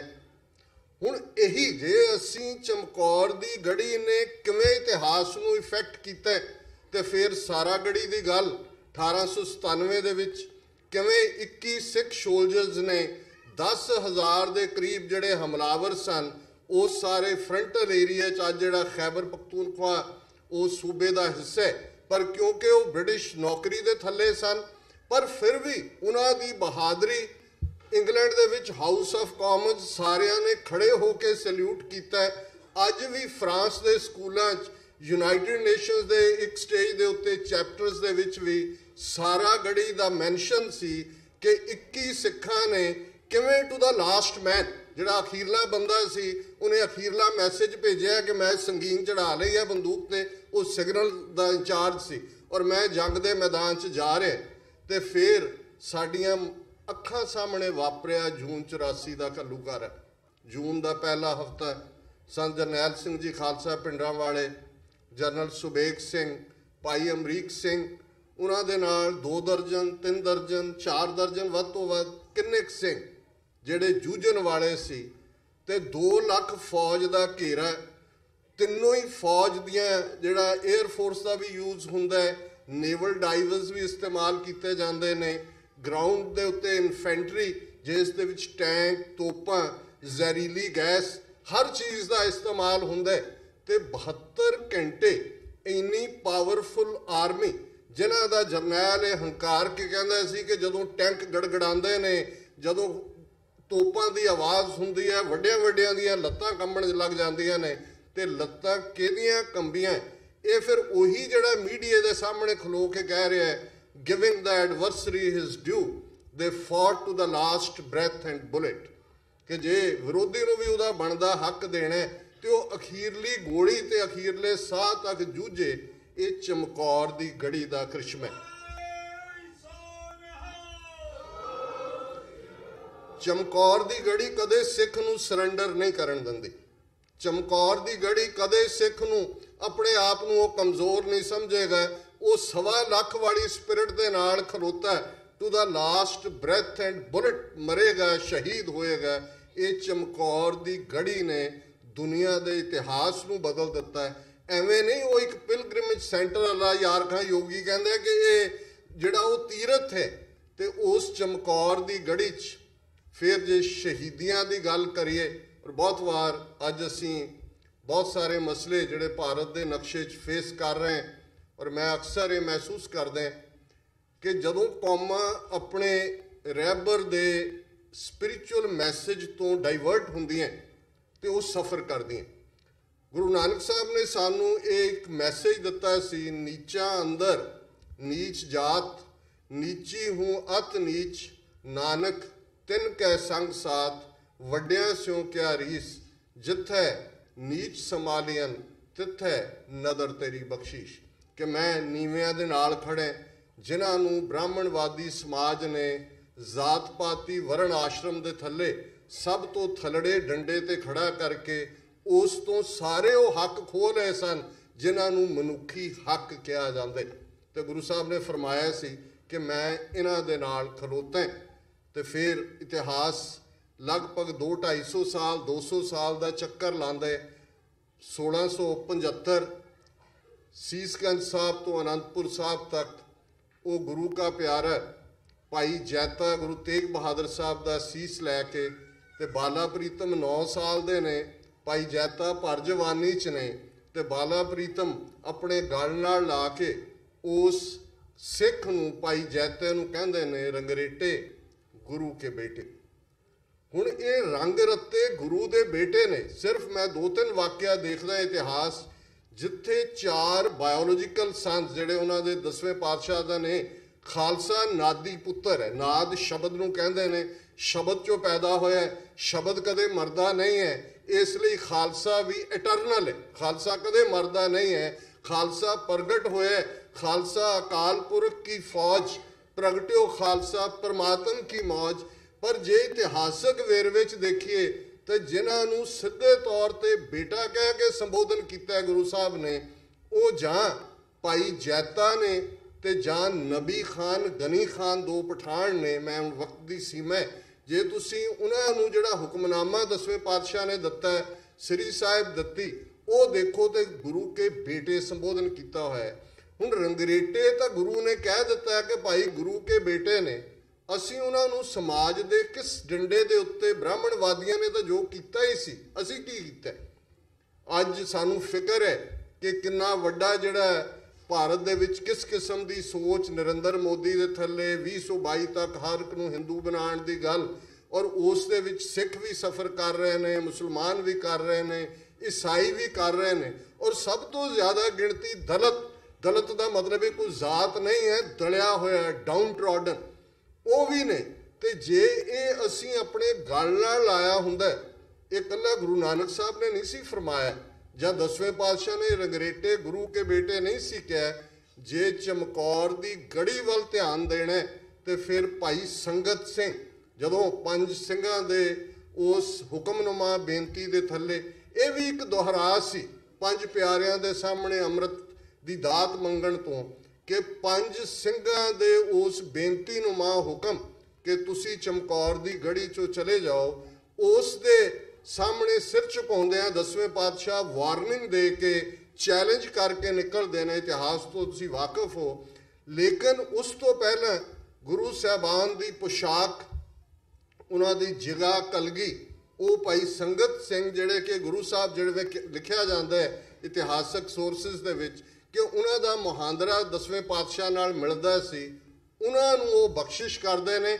ਔਰ ਚਮਕੌਰ ਦੀ ਗੜੀ 'ਚ ਵੜਨ ਤੋਂ ਬਾਅਦ ਕਾਫੀ ਵਕਤ ਮੁਗਲਿਆ ਉਹਨਾਂ ਹਮਲਾਵਰਾਂ ਨੂੰ ਇਹੀ ਭੁਲੇਖਾ ਰਿਹਾ ਵੀ ਉਹਨਾਂ ਨੇ 10ਵੇਂ ਪਾਤਸ਼ਾਹ ਨੂੰ ਸ਼ਹੀਦ ਕਰ ਦਿੱਤੇ। ਉਹ ਟਾਈਮ ਐਸਕੇਪ ਦਾ ਵੀ ਰਿਹਾ, ਲੇਕਿਨ ਇਹਦੇ ਨਾਲ ਮੈਂ ਸਮਝਦਾ ਕਿ ਗੁਰੂ ਨੇ ਇਹ ਜਿਹੜੀ ਸਪਿਰਿਚੁਅਲ ਗਾਈਡੈਂਸਿਸ ਹੁੰਦੀਆਂ ਨੇ ਉਹ ਤੁਹਾਡੇ ਲਈ, ਕੌਮਾਂ ਦੇ ਲਈ ਦਿਸ਼ਾ ਨਿਰਦੇਸ਼ ਹੁੰਦੇ ਨੇ ਕਿ ਇਹਨਾਂ ਨੂੰ ਤੁਸੀਂ ਫੋਲੋ ਕਰਨਾ। ਪਰ ਅਸੀਂ ਉਹਨੂੰ ਵੀ ਨਹੀਂ ਸਮਝਿਆ ਅੰਮ੍ਰਿਤ ਦਾ ਬਾਟਾ ਜਿਸ ਦੇ ਵਿੱਚ ਉਹ ਪਹਿਲਾ ਹੁਕਮ ਹੈ ਕਿ ਅੱਜ ਤੋਂ ਤੁਹਾਡੀ ਕੁਲ ਨਾਸ, ਕਰਮ ਨਾਸ, ਕਿਰਤ ਨਾਸ, ਵਰਣ ਨਾਸ, ਭਰਮ ਨਾਸ, ਤੁਸੀਂ ਖਾਲਸਾ ਹੋ। ਤੁਹਾਡੇ ਪਿਤਾ, ਜਦੋਂ ਅਸੀਂ ਦੁਹਰਾਉਂਦੇ ਅੱਜ ਵੀ ਅੰਮ੍ਰਿਤ ਛਕਾਉਣ ਲੱਗੇ 5 ਪਿਆਰੇ ਇਹ ਦ੍ਰਿੜ ਕਰਵਾਉਂਦੇ ਨੇ, ਤੁਹਾਡੇ ਪਿਤਾ ਗੁਰੂ ਗੋਬਿੰਦ ਸਿੰਘ ਸਾਹਿਬ, ਮਾਤਾ ਸਾਹਿਬ ਕੌਰ ਵਾਸੀ ਆਨੰਦਪੁਰ ਦੇ। ਪਰ ਇਹ ਵੀ ਇੱਕ ਜਸਟ ਕਹਿਣ ਤੱਕ ਰਹਿ ਗਿਆ ਜੇ ਅਸੀਂ ਸਮਾਜਿਕ ਤੌਰ ਤੇ ਇੱਕ ਪਾਸੇ ਰਹਿਤ ਮਰਿਆਦਾ ਯਾਦ ਕਰਵਾਉਂਦੀ ਹੈ ਕਿ ਜੀ ਸਿੱਖ ਆਪਣੇ ਬੱਚੀ ਦਾ ਰਿਸ਼ਤਾ ਬਿਨਾਂ ਜ਼ਾਤ ਪਾਤ ਦੇ ਵਿਚਾਰ ਦੇ ਕਰੇ ਤੇ ਤੁਸੀਂ ਚੁੱਕ ਲਓ, ਅਖਬਾਰਾਂ ਹੀ ਚੁੱਕ ਲਓ, ਕਿਸੇ ਇੰਡੀਵਿਜੂਅਲ ਨੂੰ ਕਹਿਣ ਦੀ ਲੋੜ ਨਹੀਂ ਹੈ ਕਿ ਅਸੀਂ ਕੀ ਭਾਲਦੇ ਹਾਂ, ਸਮਾਜਿਕ ਤੌਰ ਤੇ ਅਸੀਂ ਕਿੱਥੇ ਖੜੇ। ਤੇ ਜੇ ਅੱਜ ਜਿਵੇਂ ਸਰਦਾਰ ਕਪੂਰ ਸਿੰਘ 20ਵੀਂ ਸਦੀ ਦੇ ਮਹਾਨ ਸਿੱਖ ਫਿਲਾਸਫਰ ਨੇ ਕਿਹਾ ਕਿ ਜੀ ਕਿਵੇਂ 9 ਕਰੋੜ ਉਹ ਗੁਰੂ ਦੇ ਸਿੱਖ ਜਿਹੜੇ ਸਨ ਉਹ ਅਸੀਂ ਦਰਵਾਜ਼ੇ ਤੋਂ ਆਏ ਮੋੜ ਦਿੱਤੇ ਜਿਹੜੇ ਗੁਰੂ ਨਾਨਕ ਦੇ ਘਰ ਆਉਣ ਦੇ ਲਈ ਰਜ਼ਾਮੰਦੀ ਦੇ ਰਹੇ ਸਨ। ਫਿਰ ਇਹ ਦੇਖਣਾ ਪਏਗਾ ਕਿ ਅਸੀਂ ਕਿੱਥੇ ਕਿੱਥੇ ਉਹ ਹਿਸਟੋਰੀਕਲ ਸਟੈਪ ਜਿਹੜੇ ਨੇ ਉਹ ਮਾਈਨਸ ਕੀਤੇ ਨੇ। ਅੱਜ ਵੀ ਮੈਂ ਸਮਝਦਾ ਬਹੁਤ ਵਾਰ ਬੀਤੇ ਦੀਆਂ ਗਲਤੀਆਂ ਨੂੰ ਸੁਧਾਰਨ ਦਾ ਵਕਤ ਹੁੰਦਾ। ਇਹ ਠੀਕ ਹੈ, ਮਾਜ਼ੀ ਦੇ ਵਿੱਚ ਬੀਤੇ ਦੇ ਵਿੱਚ ਰਹਿਣਾ ਠੀਕ ਨਹੀਂ ਹੈ, ਬੀਤੇ ਤੋਂ ਤੁਸੀਂ ਸਬਕ ਲੈਂਦੇ ਹੋ। ਪਰ ਜੇ ਸਾਡੇ ਵਰਗੀ ਅਸੀਂ ਆਪਣੀ ਬੁੱਧੀ ਬਣਾ ਲੈਣੀ ਹੈ ਕਿ we don't miss an opportunity to miss an opportunity, ਕਿ ਅਸੀਂ ਕੋਈ ਮੌਕਾ ਗਵਾਉਣ ਦਾ ਮੌਕਾ ਹੱਥੋਂ ਜਾਣ ਹੀ ਨਹੀਂ ਦੇਣਾ, ਤੇ ਫਿਰ ਉਸ ਦੇ ਲਈ ਕਬੀਰ ਸਤਿਗੁਰ ਸਾਚਾ ਕਿਆ ਕਰੇ ਜਾਂ ਸਿੱਖਾਂ ਮੈਂ ਚੂਕ, ਫਿਰ ਅਸੀਂ ਕਿਸੇ ਨੂੰ ਦੋਸ਼ ਦੇਣ ਜੋਗੇ ਨਹੀਂ ਹੈ। ਫਿਰ ਤਾਂ ਜੋ ਮੈਂ ਕੀਆ ਸੋ ਮੈਂ ਪਾਇਆ, ਦੋਸ਼ ਨਾ ਦੀਜੈ ਅਵਰ ਜਨਾ। ਫਿਰ ਅਸੀਂ ਇਸ ਕੈਟਾਗਰੀ ਦੇ ਵਿੱਚ ਆਉਂਦੇ। ਚਮਕੌਰ ਦੀ ਗੜੀ ਇਹ ਸਾਡੇ ਲਈ ਮੈਸੇਜ ਹੈ ਕਿ ਖਸਤਾ ਹਾਲਤ ਦੇ ਵਿੱਚ ਵੀ, ਔਰ ਜਿਵੇਂ ਉਹ ਸਾਰਾ ਸਫ਼ਰ ਸਰਸਾ ਦੇ ਕੰਢੇ ਤੋਂ, ਔਰ ਮੈਂ ਇਹ ਵੀ ਮੈਂਸ਼ਨ ਕਰਨਾ ਚਾਹੁੰਦਾ ਵੀ 3 ਪਿਆਰੇ ਭਾਈ ਹਿੰਮਤ ਸਿੰਘ ਜੀ, ਭਾਈ ਮੋਹਕਮ ਸਿੰਘ ਜੀ, ਭਾਈ ਸਾਹਿਬ ਸਿੰਘ ਜੀ ਵੀ ਉੱਥੇ ਸ਼ਹੀਦ ਹੁੰਦੇ ਨੇ। ਔਰ ਭਾਈ ਜੈਤਾ ਜਿਹੜੇ ਕਿ ਖਾਲਸਾ ਸਜਣ ਤੋਂ ਬਾਅਦ ਬਾਬਾ ਜੀਵਨ ਸਿੰਘ ਜਾਂ ਭਾਈ ਜੀਵਨ ਸਿੰਘ ਕਰਕੇ ਵੱਡੇ ਸੈਨਾਪਤੀ ਸਨ ਖਾਲਸੇ ਦੇ, ਸਰਸਾ ਦੇ ਕੰਢੇ ਉਹਨਾਂ ਨੇ ਵੀ ਸ਼ਹੀਦੀ ਪਾਈ। ਔਰ ਬਹੁਤ ਵਾਰ ਮੈਂ ਦੇਖਦਾ ਇੱਕ ਵਾਕਿਆ ਜਿਹੜਾ ਬਹੁਤ ਸਾਰੇ ਸੋਰਸਿਸ ਨੇ ਕੋਟ ਨਹੀਂ ਕੀਤਾ, ਪੁਰਾਣੇ ਗਿਆਨੀ ਤਰਲੋਕ ਸਿੰਘ ਜਾਂ ਦੂਜੇ ਇਤਿਹਾਸਕਾਰ ਲਿਖਦੇ ਸਨ, ਬੀਬੀ ਹਰਸ਼ਰਨ ਕੌਰ ਚਮਕੌਰ ਦੇ ਉਹਨਾਂ ਸ਼ਹੀਦਾਂ ਸਾਹਿਬਜ਼ਾਦਿਆਂ ਦਾ ਅੰਤਮ ਸੰਸਕਾਰ ਕਿਨੇ ਕੀਤੇ। ਔਰ ਇਹਦੇ ਲਈ ਠੀਕ ਹੈ ਕੁਛ ਮਿਸਿੰਗ ਲਿੰਕਸ ਹਮੇਸ਼ਾ ਇਤਿਹਾਸ 'ਚ ਹੁੰਦੇ ਨੇ, ਲੇਕਿਨ ਜਿਵੇਂ ਭਾਈ ਵੀਰ ਸਿੰਘ ਵਰਗੀ ਸ਼ਖਸੀਅਤ ਸੁਰਤ ਦੇ ਖੰਭਾਂ ਦੇ ਉੱਤੇ ਆਨੰਦਪੁਰ ਪਹੁੰਚ ਜਾਂਦੀ ਹੈ, ਕਿਵੇਂ ਉਹਨਾਂ ਨੂੰ ਬੇਸ਼ੱਕ ਉਹ ਗੁਲਾਬੇ ਦੀ ਸਾਖੀ ਹੈ ਜਾਂ ਵਾਕਿਆ ਬਹੁਤ ਸਾਰਾ ਜੋ ਕੁਛ ਉਹਨਾਂ ਨੇ ਲਿਖਿਆ, ਉਸ ਦੇ ਕੋਈ ਗਰਾਊਂਡ ਦੇ ਉੱਤੇ ਕੋਈ ਬਹੁਤ ਸਾਰੇ ਸੋਰਸ ਮੌਜੂਦ ਨਹੀਂ ਸਨ, ਪਰ ਉਹਨਾਂ ਨੇ ਸੁਰਤ ਦੇ ਖੰਭਾਂ ਦੇ ਉੱਤੇ ਜਾ ਕੇ ਉਹ ਸਾਰਾ ਕੁਝ ਰਿਟਰੀਵ ਕੀਤਾ। ਪ੍ਰੋਫੈਸਰ ਪੂਰਨ ਸਿੰਘ ਜਿਹੜੇ ਅੱਜ ਵੀ ਜਦੋਂ ਇਹ ਕਹਿੰਦੇ ਨੇ ਪੰਜਾਬ ਨਾ ਹਿੰਦੂ ਨਾ ਮੁਸਲਮਾਨ, ਪੰਜਾਬ ਜਿਉਂਦਾ ਗੁਰਾਂ ਦੇ ਨਾਂ ਤੇ ਉਹਨਾਂ ਨੂੰ ਉਹ ਜਦੋਂ ਰਾਂਝੇ ਦੀ ਗੱਲ ਕਰਦੇ ਨੇ ਕਿ ਗੋਰਖਨਾਥ ਦੇ ਟਿੱਲੇ 'ਤੇ ਜਾ ਕੇ ਉਹਦੇ ਨਾਲ ਡਾਇਲੋਗ ਕਰ ਰਹੇ, ਤੇ ਪ੍ਰੋਫੈਸਰ ਪੂਰਨ ਸਿੰਘ ਕਹਿੰਦੇ ਨੇ ਵੀ ਉਹਦੇ ਕੰਨ 'ਚ ਮੁੰਦਰਾਂ ਪਾ ਦਿੱਤੀਆਂ, ਤੇ ਜਦੋਂ ਰਾਂਝੇ ਨੇ ਆਪਣਾ ਜਿਹੜਾ ਮੁਤਾਲਬਾ ਦਿੱਤਾ ਗੋਰਖਨਾਥ ਸਿਰ ਮਾਰਦੇ, ਤੇ ਉਹ ਕਹਿੰਦੇ ਵੀ ਗੋਰਖਨਾਥ ਗੁਰੂ ਨਾਨਕ ਦੇ ਸਿੱਖ ਨੂੰ ਹੱਥ ਪਾ ਡਾਢਾ ਪਛਤਾਇਆ। ਹੁਣ ਜਿਹੜੀ ਡਿਫਾਇੰਸ ਹੈ, ਚੈਲੰਜ ਹੈ, ਰਾਂਝਾ ਕਦੋਂ ਹੋਇਆ, ਉਹ ਕੌਣ ਸੀ, ਲੇਕਿਨ ਉਹ ਆਪਣੀ ਉਸ ਅਨੁਭਵ ਦੇ ਨਾਲ ਦੇਖਦੇ ਨੇ ਕਿ ਇਹ ਜਿਹੜੀ ਪੰਜਾਬ ਦੀ ਧਰਤੀ ਦੇ ਉੱਤੇ ਚੈਲੰਜ ਦੀ ਗੱਲ ਹੈ।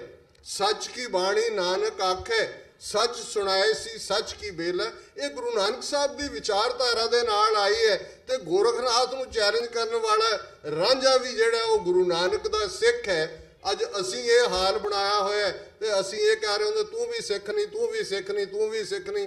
ਦੁਨੀਆ ਆਪਣੀ ਗਿਣਤੀ ਵਧਾਉਣ ਤੇ ਲੱਗੀ ਹੋਈ ਹੈ, ਅਸੀਂ ਜਿਹੜੇ ਹੈਗੇ ਨੇ ਉਹਨਾਂ ਨੂੰ ਵੀ ਕੱਢਣ ਤੇ ਲੱਗੇ ਹੋਏ।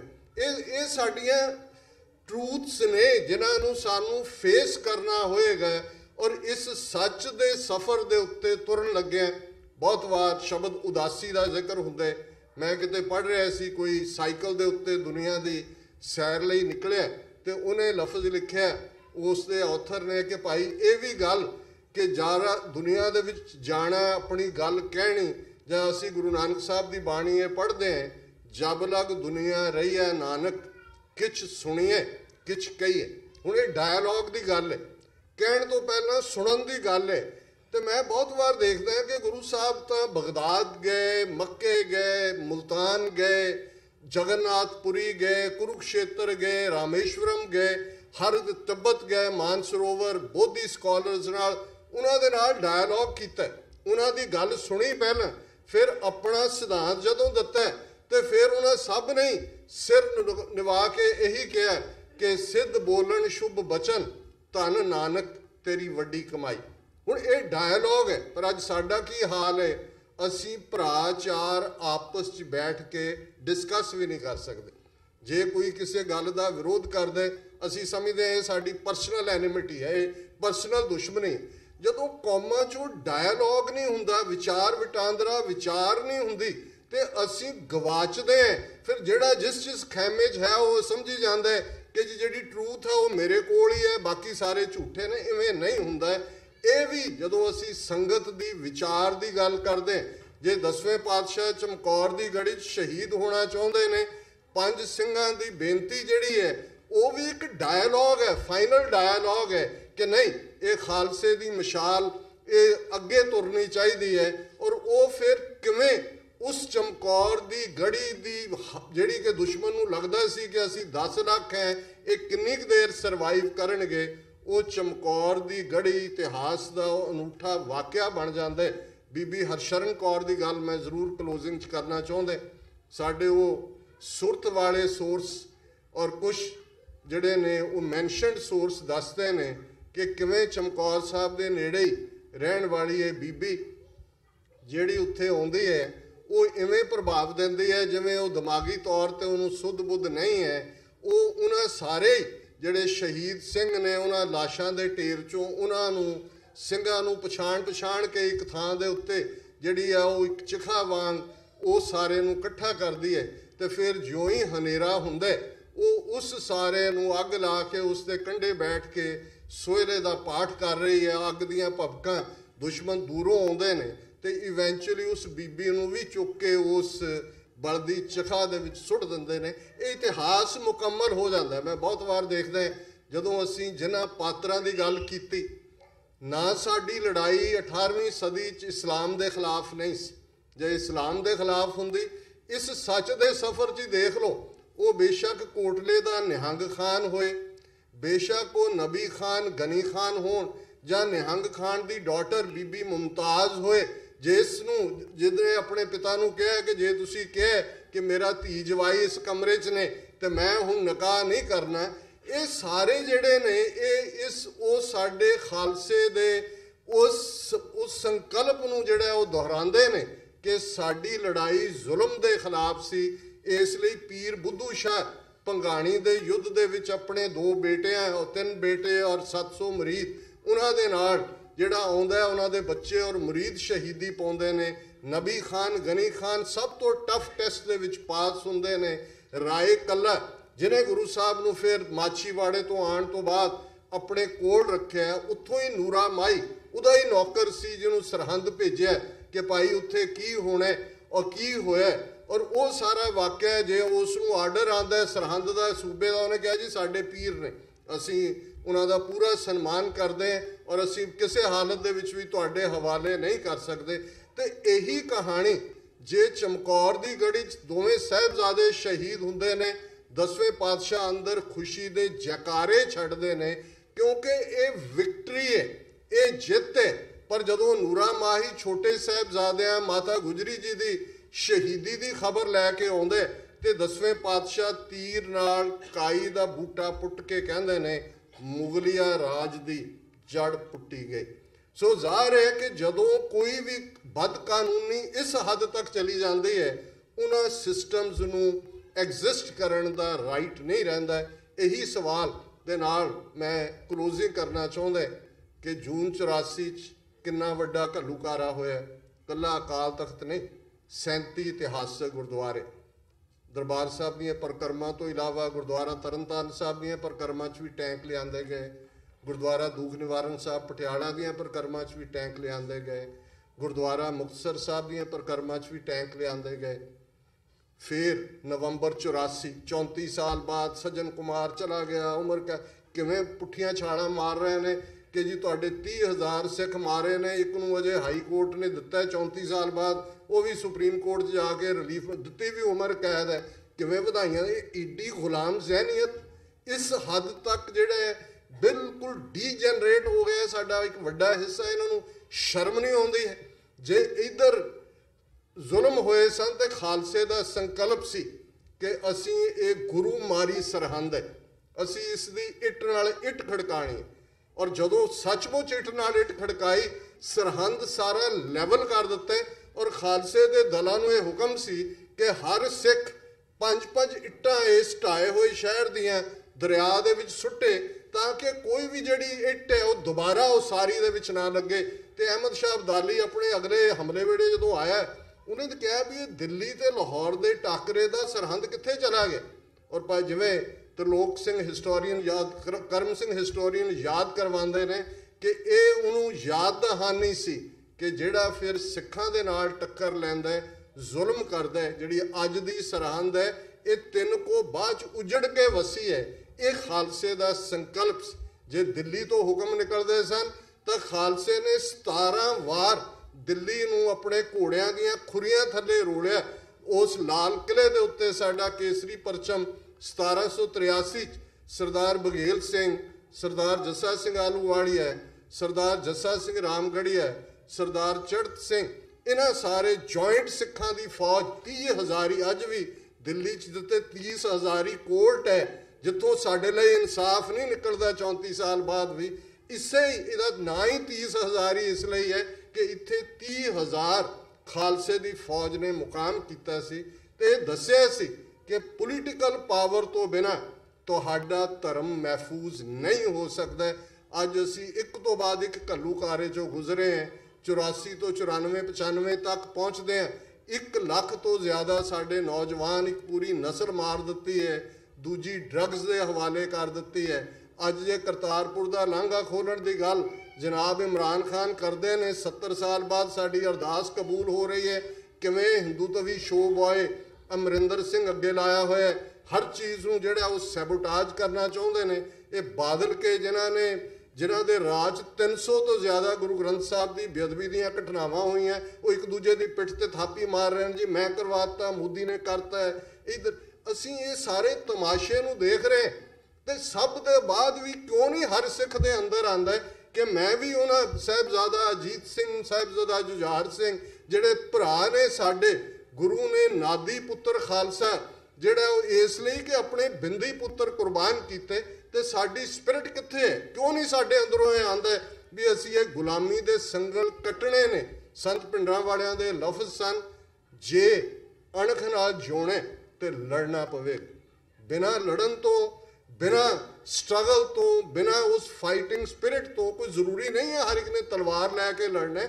ਭਾਈ ਨੰਦ ਲਾਲ ਦੀ ਕਲਮ ਚੱਲਦੀ ਹੈ, ਭਾਈ ਕਨ੍ਹਈਆ ਦੀ ਪਾਣੀ ਦੀ ਮਸ਼ਕ ਹੈ, ਭਾਈ ਬਚਿੱਤਰ ਸਿੰਘ ਦਾ ਨਾਗਣੀ ਬਰਛਾ, ਸਾਰੇ ਹੀ ਆਪਣੇ ਪ੍ਰੀਤਮ ਨੂੰ ਰਿਝਾ ਰਹੇ ਨੇ ਉਸ ਅਨੰਦਪੁਰ ਦੀ ਧਰਤੀ ਦੇ ਉੱਤੇ।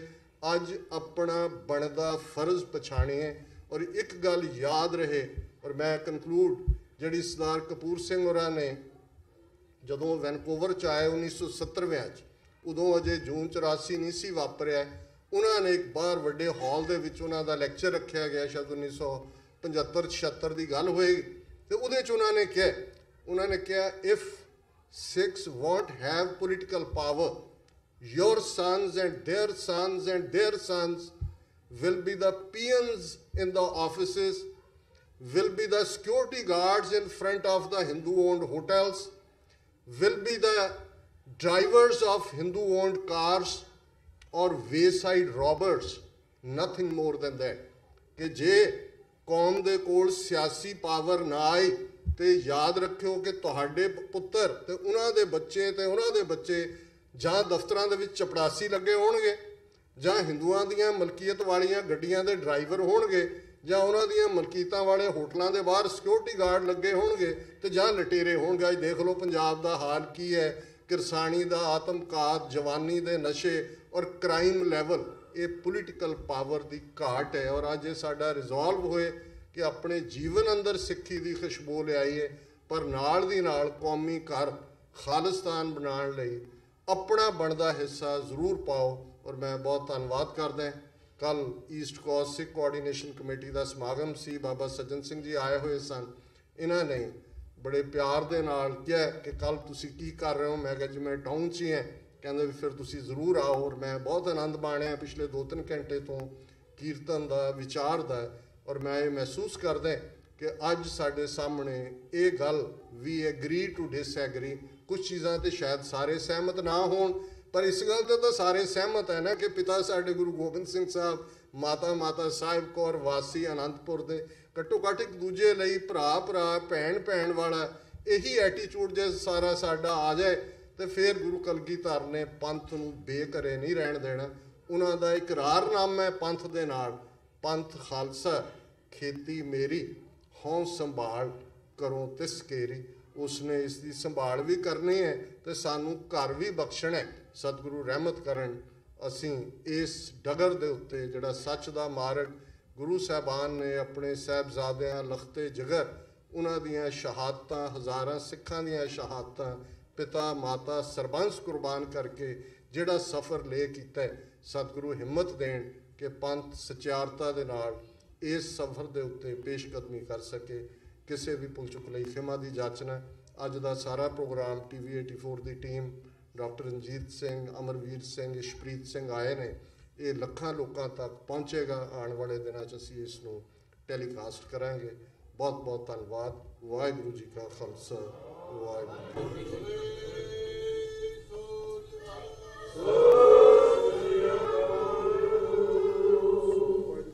वाहिगुरू जी का खालसा, वाहिगुरू जी की फतेह। बेनती है डॉक्टर अमरजीत सिंह गुरु घर वालों सम्मान प्राप्त करें। बोले सो निहाल सत श्री अकाल। वाहिगुरू वाहिगुरू वाहिगुरू वाहिगुरू वाहिगुरू वाहिगुरू वाहिगुरू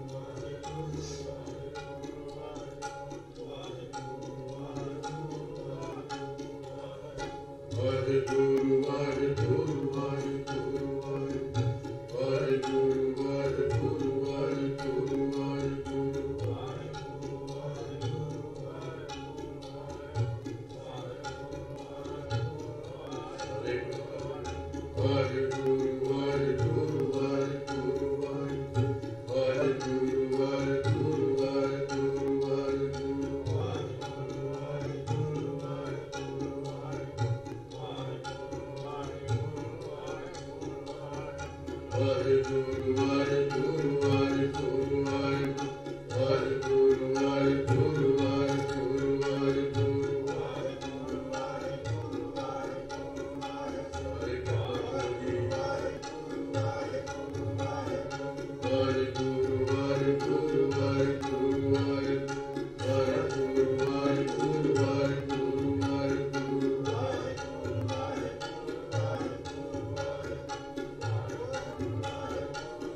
Guru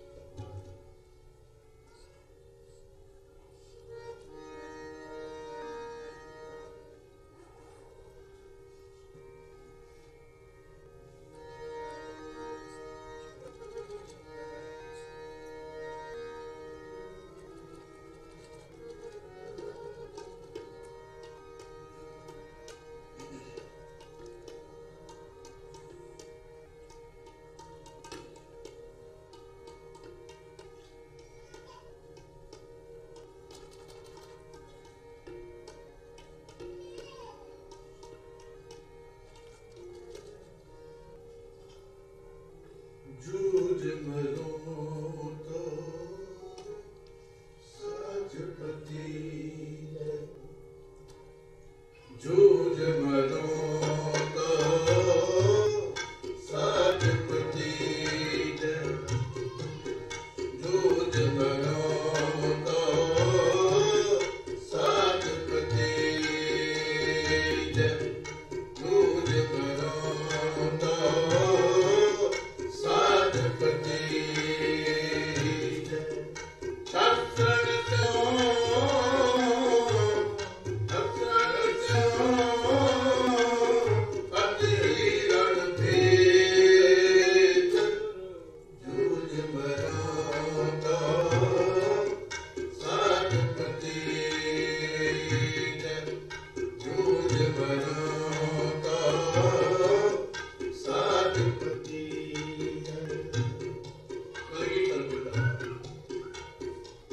ਵਾਹਿਗੁਰੂ ਅਕਾਲ ਪੁਰਖ ਦੇ ਚਰਨਾਂ ਵਿੱਚ ਬੜੇ ਪਿਆਰ ਵਿੱਚ ਆ ਕੇ, ਬੜੇ ਵੱਧ ਵਿੱਚ ਗਾ ਕੇ, ਬੜੇ ਟਿਕਾ ਵਿੱਚ ਆ ਕੇ ਵਾਹਿਗੁਰੂ ਕੋਲ ਕੁਝ ਮੰਗ ਕਰਦੇ ਨੇ। ਸਾਧ ਸੰਗਤ ਜੀ, ਇਹ ਤੁਹਾਡਾ ਚਿੱਤ ਕਰੇ ਕਿ ਤੁਸੀਂ ਸਤਿਗੁਰੂ ਦੀ ਖੁਸ਼ੀ ਲੈਣਾ ਚਾਹੁੰਦੇ ਹੋ, ਆਓ ਧੰਨ ਗੁਰੂ ਗੋਬਿੰਦ ਸਿੰਘ ਜੀ ਦਰਸ਼ਨ ਕਰੋ, ਉਹਨਾਂ ਦਾ ਅੰਮ੍ਰਿਤ ਬਚਨ ਨਾਲ ਪੜੋ, ਹੋਰ ਵੀ ਆਨੰਦ ਆਏਗਾ। ਸਤਿਗੁਰੂ ਖੁਸ਼ੀਆਂ ਦੀ ਬਖਸ਼ਿਸ਼ ਕਰਨਗੇ। ਆਓ ਪਿਆਰ ਨਾਲ ਸਾਰੇ ਮਿਲ ਕੇ ਕੀਰਤਨ ਕਰੀਏ, ਸਤਿਗੁਰਾਂ ਦੇ ਚਰਨਾਂ ਵਿੱਚ ਹਾਜ਼ਰੀ ਲਾਈਏ। ਸਤਿਗੁਰੂ ਜੀ ਕੀ ਮੰਗ ਮੰਗਦੇ ਨੇ? ਦੁਨੀਆ ਵਿੱਚ ਕੋਈ ਮੰਗ ਮੰਗਦਾ ਹੈ, ਕੋਈ ਮੰਗ ਮੰਗਦਾ ਹੈ, ਕੋਈ ਇੱਛਾ ਰੱਖਦਾ ਹੈ, ਕੋਈ ਲੋੜ ਲੈ ਕੇ ਆ ਕੇ ਗੁਰੂ ਗ੍ਰੰਥ ਸਾਹਿਬ ਦੇ ਚਰਨਾਂ ਵਿੱਚ ਆ ਕੇ ਬੇਨਤੀ ਕਰਦਾ ਹੈ। ਕੋਈ ਆਪਣੇ ਬੱਚਿਆਂ ਦੀ ਖੁਸ਼ਹਾਲੀ ਲਈ ਬੇਨਤੀ ਕਰਦਾ ਹੈ। ਕੋਈ ਇੱਛਾ ਲੈ ਕੇ ਮੰਗਦਾ ਹੈ। ਭਾਵੇਂ ਕਿ ਜਿੰਨਾ ਮਰਜ਼ੀ ਔਖਾ ਸਮਾਂ ਹੋਵੇ, ਭਾਵੇਂ ਜਿੰਨਾ ਮਰਜ਼ੀ ਸਿੱਖ ਕੌਮ ਤੇ ਔਖਾ ਸਮਾਂ ਆਵੇ, ਪਰ ਬੰਦੇ ਦੀ ਕੀ ਫਿਤਰਤ ਹੈ? ਬੰਦਾ ਆਪਣੇ ਲਈ ਮੰਗਦਾ ਹੈ, ਆਪਣੀਆਂ ਲੋੜਾਂ ਲਈ, ਦੁਨਿਆਵੀ ਮੰਗਾਂ ਲਈ ਨਾ ਕਰਾਂਗੇ। ਸਾਧ ਸੰਗਤ ਜੀ, ਸਾਡੇ ਪਿਤਾ ਕਲਗੀਧਰ ਪਿਤਾ ਗੁਰੂ ਗੋਬਿੰਦ ਸਿੰਘ ਜੀ ਕੀ ਮੰਗ ਕਰਦੇ ਨੇ? ਆਓ ਪਿਆਰ ਨਾਲ ਸਾਰੇ ਪੜ੍ਹੀਏ। ਜੂਝ ਮਰੋ ਤੋ ਸਾਜਪਤੀ ਜੂਝ ਮਰੋ ਤੋ ਸਾਜਪਤੀ ਸ਼ਸਤਰ ਤੋਂ ਅਧੀਰਨ ਭੇਤ ਜੂਝ ਮਰੋ ਤੋ ਸਾਜਪਤੀ ਜੂਝ ਮਰੋ ਤੋ ਸਾਜਪਤੀ।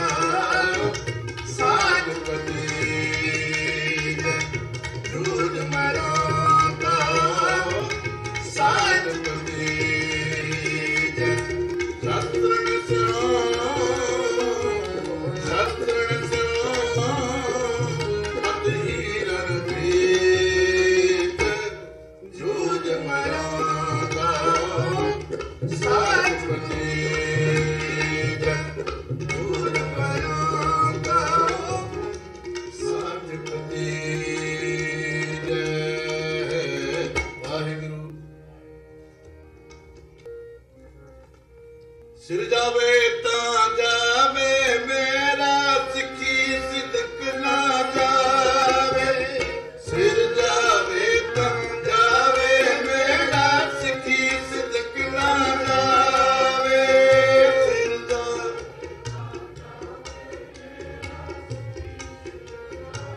ਸਾਰੇ ਜਪੋ।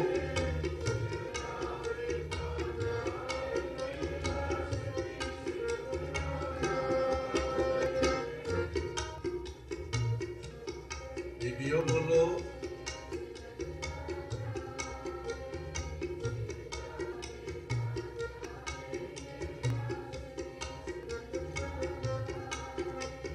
ਸਿੱਖੀ ਸਿਦਕ ਨਾ ਜਾਵੇ ਮੇਰਾ, ਸਿੱਖੀ ਸਿਦਕ ਨਾ ਜਾਵੇ।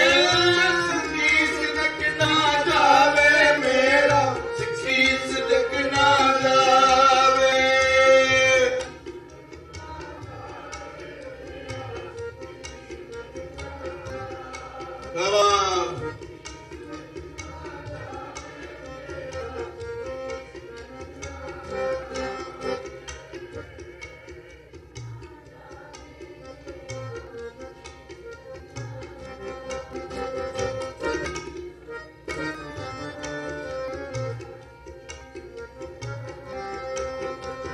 ਸਿਰ ਜਾਵੇ ਤਾਂ ਜਾਵੇ ਮੇਰਾ, ਸਿੱਖੀ ਸਿਦਕ ਨਾ ਜਾਵੇ। ਸਿਰ ਜਾਵੇ ਤਾਂ ਜਾਵੇ ਮੇਰਾ, ਸਿੱਖੀ ਸਿਦਕ ਨਾ ਜਾਵੇ।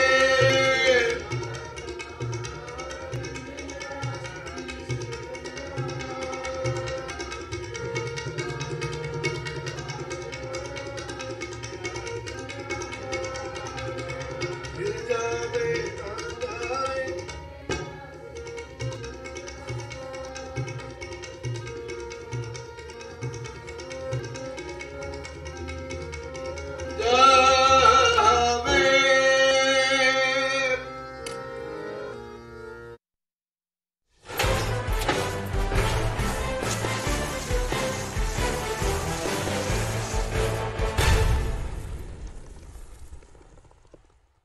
ਇਹ ਜਾਣ ਕੇ ਆਪ ਸਭ ਨੂੰ ਦੁੱਖ ਹੋਵੇਗਾ ਕਿ ਬਿੰਦਰ ਵਾਸੁਦੇਵ ਦੇ 18 ਸਾਲਾ ਪੁੱਤਰ ਵਰੁਣ ਵਾਸੁਦੇਵ ਸਦੀਵੀ ਵਿਛੋੜਾ ਪਾ ਗਏ ਹਨ।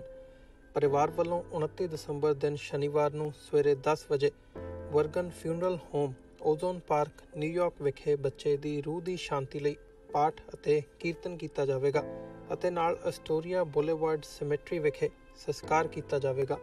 ਅੰਤਮ ਅਰਦਾਸ ਦੀ ਰਸਮ ਦੁਪਹਿਰ 2 ਵਜੇ ਗੁਰਦੁਆਰਾ ਸਿੱਖ ਕਲਚਰਲ ਸੁਸਾਇਟੀ, ਰਿਚਮੰਡ ਹਿੱਲ ਵਿਖੇ ਅਦਾ ਕੀਤੀ ਜਾਵੇਗੀ। ਸਮੂਹ ਸੰਗਤ ਨੂੰ ਪਰਿਵਾਰ ਨਾਲ ਇਸ ਦੁੱਖ ਦੀ ਘੜੀ ਵਿੱਚ ਸਾਥ ਦੇਣ ਦੀ ਬੇਨਤੀ ਕੀਤੀ ਜਾਂਦੀ ਹੈ। ਵਧੇਰੇ ਜਾਣਕਾਰੀ ਲਈ ਤੁਸੀਂ ਹੇਠ ਲਿਖੇ ਨੰਬਰਾਂ ਤੇ ਸੰਪਰਕ ਕਰ ਸਕਦੇ ਹੋ।